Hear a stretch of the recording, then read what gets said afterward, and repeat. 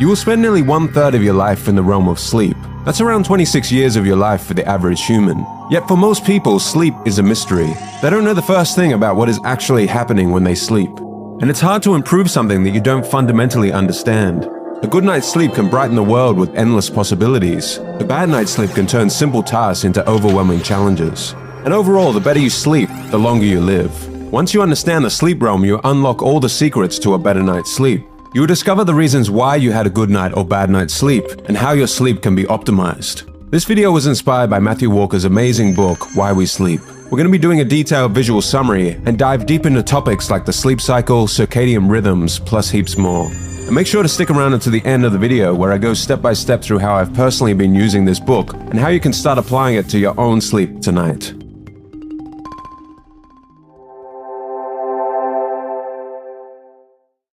Part 1. What is sleep?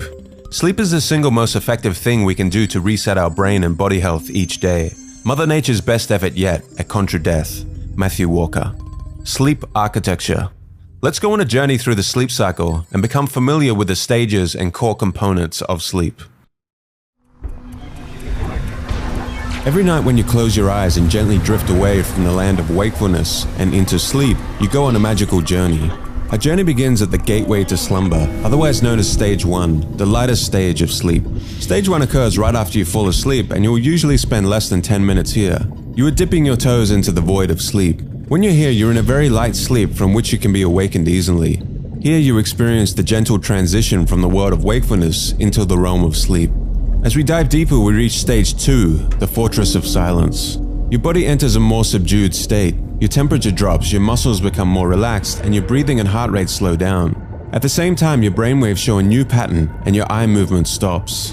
When you're here in Stage 2, on the whole, brain activity slows. But there are short bursts of activity. Here the brain produces sleep spindles and K complexes. These phenomena, like magic spells, not only help to decrease sensory inputs, protecting your sleep, but also aid in memory consolidation and information processing. Someone with a higher frequency of sleep spindles will be more resilient to outside noises and being awakened easily.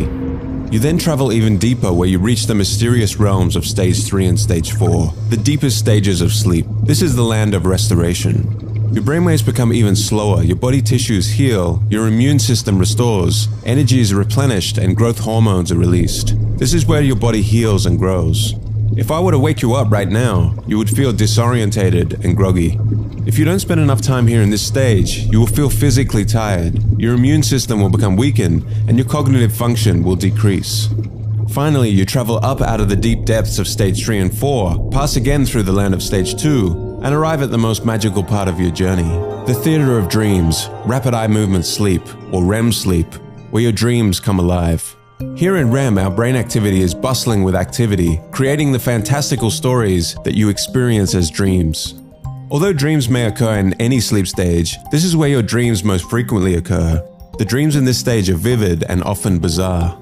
Your eyes are moving randomly and rapidly, your brainwaves become similar to those of when you're awake, and the muscles in your body become paralyzed, which keeps you safe and prevents you from acting out your dream in your sleep. Scientists believe REM sleep is vital for memory consolidation, learning, mood regulation, and creativity. This is the end of the cycle, and just like that, a new cycle begins, taking you on a magical journey again and again. The cycle repeats itself around every 90 minutes, until the morning light calls you back. If we look at 5 sleep cycles over 8 hours, it is important to notice the peculiar dynamic that occurs. The balance between deep sleep and REM sleep shifts over the course of the night. With each sleep cycle, deep sleep decreases and REM sleep increases. Most of your REM sleep will occur in the last few hours before you wake up. It is important to understand this dynamic because even a seemingly small reduction, say from 8 hours down to 6, could actually deprive you of up to 70% of your REM sleep. If you aren't spending enough time here in REM sleep, you can expect decreased concentration, irritability, mood swings, increased stress levels, reduced creativity, and reduced problem-solving ability. And that is the magical journey of a sleep cycle. Sleep isn't just a retreat from our busy lives, but a vital journey our body undertakes to keep us healthy, sharp, and ready for each new day. So tonight, as you close your eyes, remember the incredible adventure that awaits. Rhythm. 2 principal factors regulate your wakefulness and your need for sleep. your internal circadian rhythm, also known as your body's 24-hour clock, and a chemical known as adenosine. The circadian rhythm dictates rhythmic patterns including moods, eating and drinking preferences, core body temperature, and hormone release, among other things. It even impacts processes like athletic performance and the timing of births and deaths. This internal clock operates in an approximately 24-hour cycle and communicates its daily circadian rhythm signal to every region of the brain and every organ in the body. It is produced by the suprachiasmatic nucleus in the brain, which uses light levels to calibrate your body clock. Studies have shown that every animal species, including humans, possess an endogenous circadian rhythm. This innate rhythm may be slightly longer or shorter than 24 hours depending on the species. For example, humans' internal clock averages at about 24 hours and 15 minutes. However, the most reliable external cue, daylight, helps to reset our internal timepiece back to exactly 24 hours daily. This internal rhythm is controlled by melatonin. Melatonin is a hormone produced in your brain that regulates sleep and wakefulness. Its release into the bloodstream typically begins at dusk, signaling to your body to prepare for sleep. This release is gradually reduced throughout the night, until the dawn sunlight cues your brain to halt the release. While daylight is the most dependable resetting signal for our biological clock, other recurring signals such as temperature changes and social interactions can also serve this purpose. Genetics. Your rhythm is not the same as mine. Our individual circadian rhythm differs due to our genetic makeup. Some people referred to as morning larks feel most energized in the morning, while others, the night owls, function best at night. The societal preference for daytime work often leads to misunderstandings about night owls, who may be misjudged as lazy. They often have to compensate for their unproductive workday by burning the midnight oil. Adenosine. Adenosine is the second key factor in sleep regulation. It progressively accumulates while you're awake, resulting in sleep pressure after being awake for 12 to 18 hours. This pressure decreases as you sleep and is generally fully purged after 8 hours of sleep. The consumption of caffeine can mitigate the effects of adenosine, but it does not prevent the chemical's buildup. This can lead to a dependency cycle, as you may feel worse once the effect of caffeine wears off. Moreover, consuming caffeine in the evening can disrupt your sleep, as 50% of it remains in your system 5 to 7 hours later. Both the circadian rhythm and adenosine work independently, powering your wake drive and sleep drive respectively. Throughout the day, adenosine levels increase, and as you sleep, adenosine levels decrease. Their combined effects make you feel wide awake at noon after a good night's sleep, as there's only a minor gap between the two drives. Conversely, a large gap between the two drives at 11 p.m. makes you feel the urge to sleep. The larger this gap becomes between the two drives, the more sleep pressure you will feel. Ultimately, understanding your sleep-wake cycle is paramount to maximizing your productivity and maintaining your health. Factors such as light exposure, caffeine intake, and awareness of your individual rhythm can significantly affect your sleep quality and overall well-being. Architecture of the brain for sleep.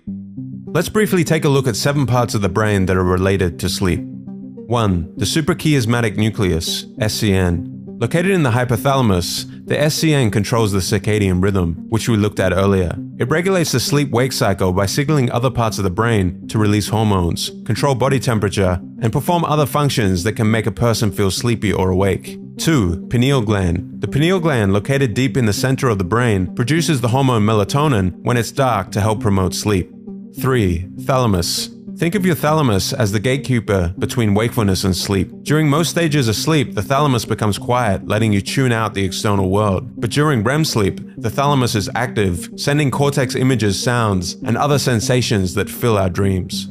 4. Hypothalamus. The hypothalamus contains neurons that control sleep and arousal, and is an important part of the brain for sleep regulation. 5. Pons. Located in the brainstem, the pons contains neural pathways that connect the brain and the spinal cord. It has a significant role in generating REM sleep and is involved in the regulation of breathing, hearing, and taste. 6. Medulla. The medulla, also part of the brainstem, helps control autonomic functions like heart rate and blood pressure, which are essential for maintaining a state conducive to sleep. And 7. Basal forebrain. The basal forebrain promotes sleep and wakefulness. The release of adenosine by cells in the basal forebrain supports your sleep drive. Part 2. Why should you sleep? Sleep is the chief nourisher in life's feast. Shakespeare. The benefits of sleep. Sleep has proven itself time and time again as a memory aid, both before learning, to prepare your brain for initially making new memories, and after learning, to cement those memories and prevent forgetting. Matthew Walker. Memory consolidation. Sleep plays an invaluable role in the consolidation of memory. Prior to learning, it refreshes our ability to form new memories, and post-learning, it solidifies these memories, reducing the likelihood of forgetting. At its core, sleep functions as a memory aid that operates on a daily cycle. When it comes to memory and sleep within your brain, you can think of your hippocampus like a thumb drive with limited storage, and your cortex as your main hard drive. During the non-rapid eye movement NREM sleep stage, short-term memories stored in the hippocampus, unlimited capacity brain region, are shifted to the cortex, a larger capacity long-term memory store. This transfer process serves dual purposes, freeing up space for new information absorption and preserving valuable information for long-term use. Motor task proficiency. The unique ability of sleep to consolidate and strengthen different types of memories extends to the domain of motor tasks, commonly known as muscle memory. The term is slightly misleading as the memory resides in your brain and not in your muscles. In instances where a motor task proves challenging, such as executing a complex piano sequence, sleep aids the brain in practicing the skill and smoothing out the wrinkles. Therefore, waking up without sufficient sleep could lead to losing valuable sleep hours that contribute to the consolidation of these motor memories. Creativity. Furthermore, sleep nurtures creativity by associating disparate memories, experiences, and skills, thus enabling the birth of fresh ideas and insights. This creative enhancement is particularly linked to the rapid eye movement REM sleep stage. REM sleep, often associated with dreaming, functions as the informational alchemist, merging diverse knowledge stores and facilitating innovative problem-solving abilities. REM sleep's influence extends to some of the most transformative thinking in human history. Sleep deprivation versus the brain. In terms of cognitive performance, lack of sleep notably impairs focus and concentration. After 19 hours of wakefulness, an individual can exhibit cognitive function equivalent to a legally intoxicated person. While power naps can provide temporary relief from fatigue, they cannot substitute regular sleep. In a state of exhaustion, individuals might experience microsleep episodes, momentary periods of unconsciousness lasting 1 to 2 seconds, potentially leading to fatal outcomes in risky situations such as driving. Astonishingly, fatigue-related errors cause more traffic incidents in the US than those from alcohol and drugs combined. Moreover, despite compensatory mechanisms our brain activates during sleep deprivation, we fail to accurately perceive the extent of our sleep deficiency. Emotion regulation is another facet severely impacted by sleep deprivation. It heightens activity in the amygdala, the brain's emotional center, overpowering the logical prefrontal cortex. This imbalance results in alternating extreme moods, including negative ones associated with aggression and bullying, and positive ones that can lead to risky behavior and addiction. The detrimental effects of sleep deprivation also extends to memory consolidation, as the hippocampus, which is crucial for memory formation, appears to shut down without sufficient sleep. Long-term sleep deprivation can inflict lasting damage to our DNA and learning-associated genes, disrupting our capacity to learn and retain new information. Sleep deprivation is a formidable disruptor of brain function, affecting every facet of human life. Not only does it deteriorate cognitive abilities and emotional stability, but it also contributes to long-term brain health issues, including Alzheimer's disease.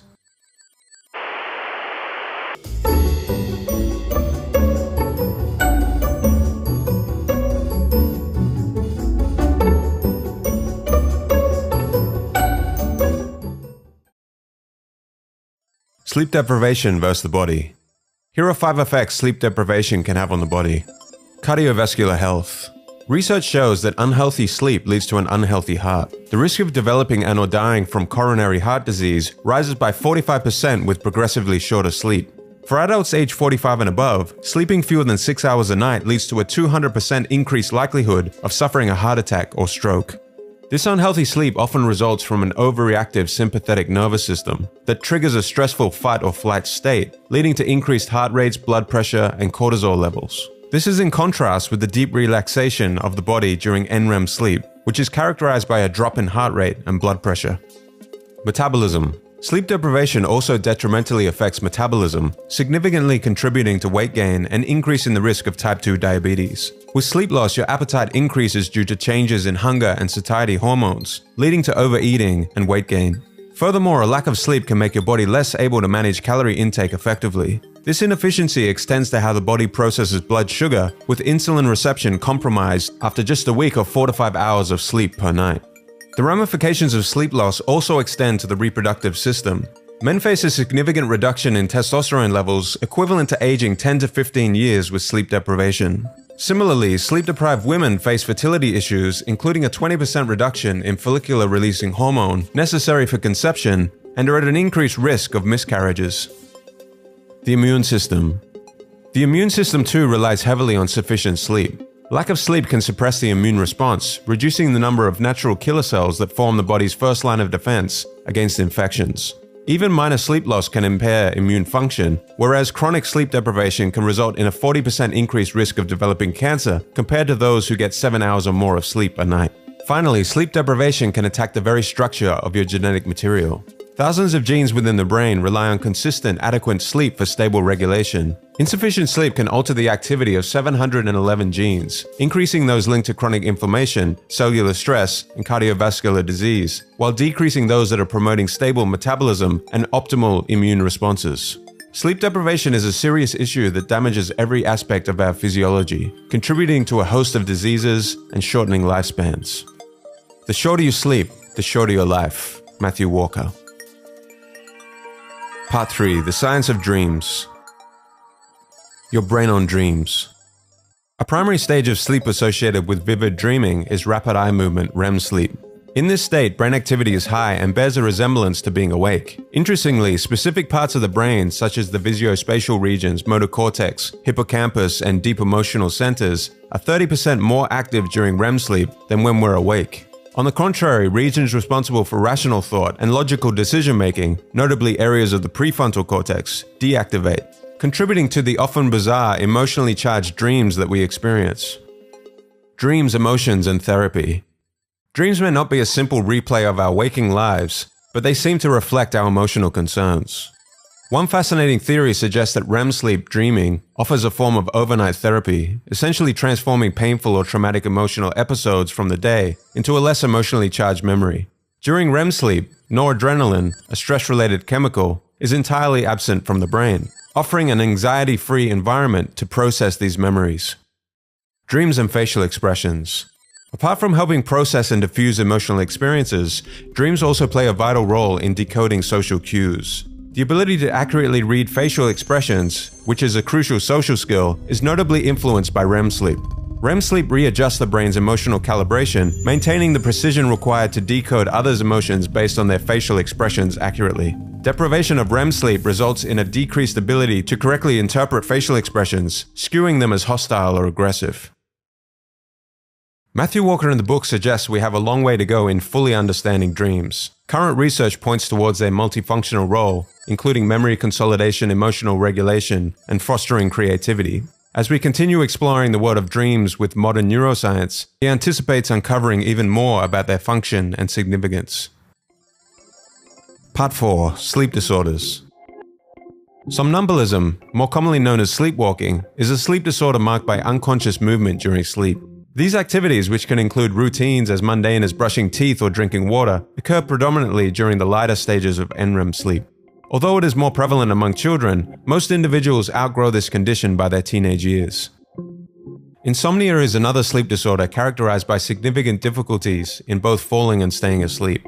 Even when they reserve an ample 7 to 9 hours of sleep, insomniacs struggle with sleep. Emotional distress and other overreactive sympathetic nervous system activities typically trigger insomnia. This sleep disorder disrupts the sleep cycle, resulting in less profound deep NREM brainwaves and fragmented REM sleep.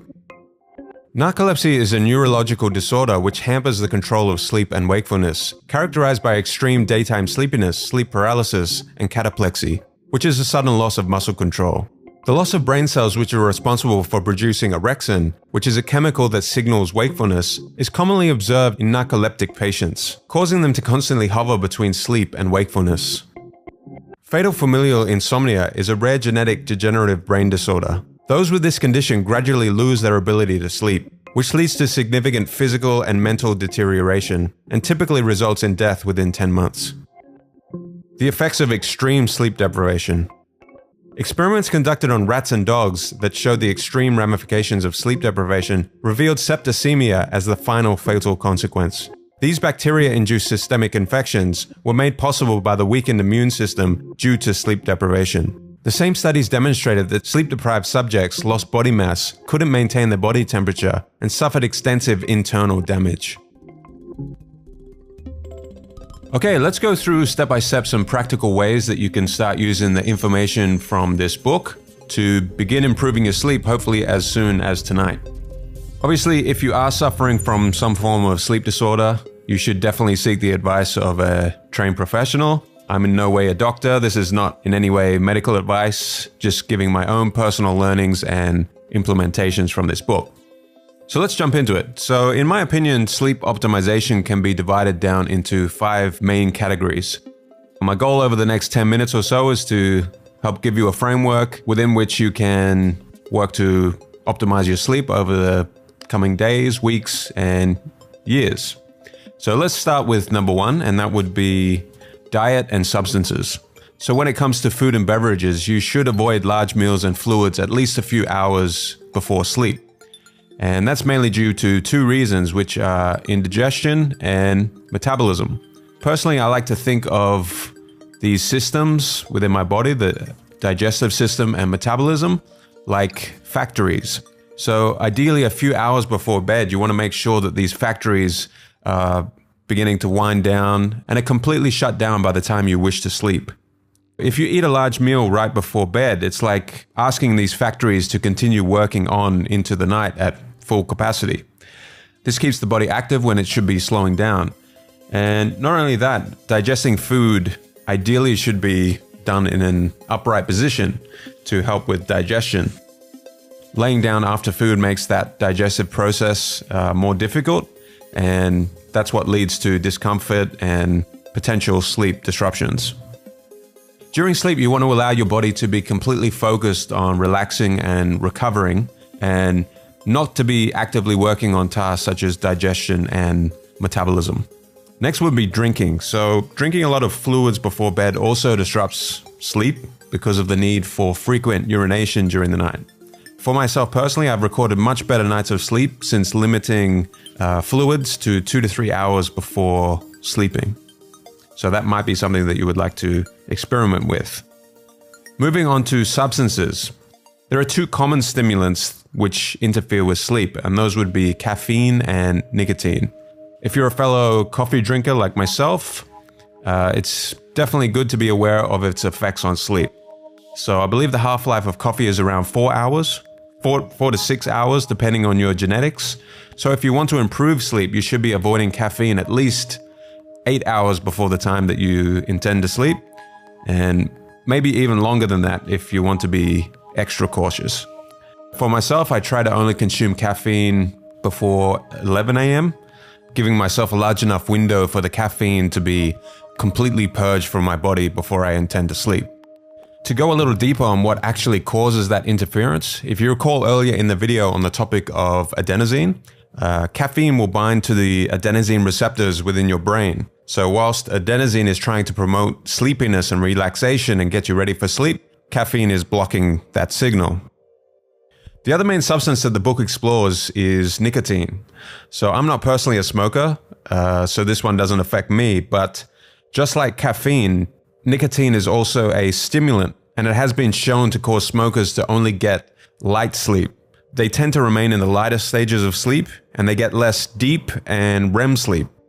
So if you are a smoker, you should understand that you are sacrificing the quality of your sleep. The third common substance is alcohol. So alcohol is a two-edged sword and full of myths when it comes to sleep. It is a sedative, so the name would suggest that it's effective at promoting sleep. However, even if it is able to help you fall asleep quicker, ultimately alcohol is disrupting your sleep cycle. It reduces the amount of deep and restorative sleep that you will get. And it also prevents you from entering the REM stage of sleep. In fact, it states in the book that alcohol is one of the most powerful suppressors of REM sleep that scientists are aware of. So if you want a surefire way to crush your REM sleep, drink alcohol before sleeping. The book also discusses the profound effect that alcohol has on newborn babies and mothers that are heavy drinkers. Because alcohol can readily pass the placental barrier between the mother and the fetus, alcohol significantly disrupts not only the REM sleep of the mother, but also of the newborn. And scientists found that the infants of heavy drinking mothers showed a 200% reduction in the vibrant electrical activity that you would normally see as a characteristic of healthy REM sleep. This reduction in that electrical activity within REM can increase the likelihood of neurological illnesses, such as autism, for instance. From monitoring my own sleep and my own anecdotal evidence, I have noticed this REM reduction alcohol phenomenon to be very true. I'll try to put up here 2 screenshots side by side. On the left is a typical night's sleep, and on the right is after only 3 or 4 glasses of red wine. So you can really see the difference there in the patterns. So yeah, just to put that into perspective, this is not like a big night on alcohol, getting drunk or anything like that. It's just a few glasses of red wine, and you can really see there what it has done to my REM sleep. And I've noticed this on more than one occasion, having monitored my sleep now for, at least the past 2 years or so. So if you are drinking alcohol, it's good to understand that you are sacrificing the quality of not only your deep sleep, but especially that REM sleep. It really does crush the REM sleep. The second way to optimize your sleep is to do with timing. So you should be trying to go to bed and waking up at the same time. You want to have a sleep schedule. So why is this important? A consistent sleep schedule is essential for maintaining a healthy circadian rhythm.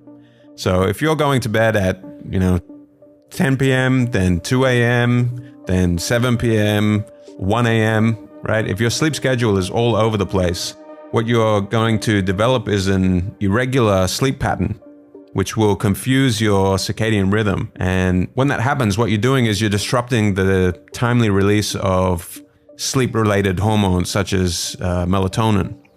So by sticking to a consistent sleep schedule, basically what you're doing is you're enhancing your circadian rhythm's efficiency. And when you do that, that results in being able to get to sleep easier. You will get more restful nights with less disruptions, and you will have a well-regulated hormonal cycle, including the timely release of melatonin. Another component of timing is naps. So the author suggests not taking naps after 3 p.m. Whilst they can be good for making up for any sleep lost the night before, taking naps too late in the afternoon or early evening will make it harder to fall asleep that night. Taking a nap will release some of that sleep pressure by temporarily reducing that buildup of adenosine. So a good image to keep in mind is the wake-sleep drive that we saw earlier in the video. Okay, moving on to the third category to optimize your sleep, and that would be light levels. So we'll start with morning sunlight. There are many good reasons to get sunlight in the morning, but in relation to sleep, sunlight is a key factor in regulating and resetting your circadian rhythm. So by getting some sunlight early in the day, your body gets a clear signal that it is now daytime, which will help your body to suppress melatonin production and will make you in turn feel more awake. Conversely, it also helps your body regulate when to start producing and releasing melatonin later in the day, which will help promote better sleep that night. The next core component to understand under this category of light is artificial blue light. So in our modern technology-driven world, we're constantly being bathed in this artificial blue light. We get that from phones, laptops, TVs, and other types of screens. And basically this omnipresent blue light, especially after sunset, plays havoc on our natural sleep cycles. So we're basically tricking our circadian rhythm into thinking that it is daytime and to remain awake and alert. When the circadian rhythm is receiving signals it processes as, hey, this is still daytime, it will halt the release of melatonin. And most people think artificial blue light is just mimicking real sunlight, but actually it is worse for your sleep. If we look at sunlight, it has a much broader, more natural light spectrum, whereas the blue light that we receive from LED screens, phones, TVs, etc., is concentrated into a sharp, narrow frequency of the light spectrum. And this is not a natural balance, it's like a sharp peak of blue light. And when you match that sharp peak of blue light with the close proximity of how most people use their phone, which is fairly close to their eyes, this is what really disrupts sleep. The good news is that there are ways that we can limit this sharp peak of blue light after sunset.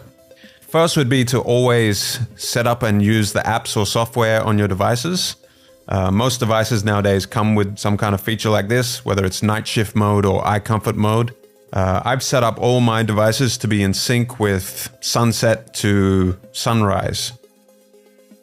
If you want to go even further at completely blocking out this blue light, you may want to look into blue light blocking glasses.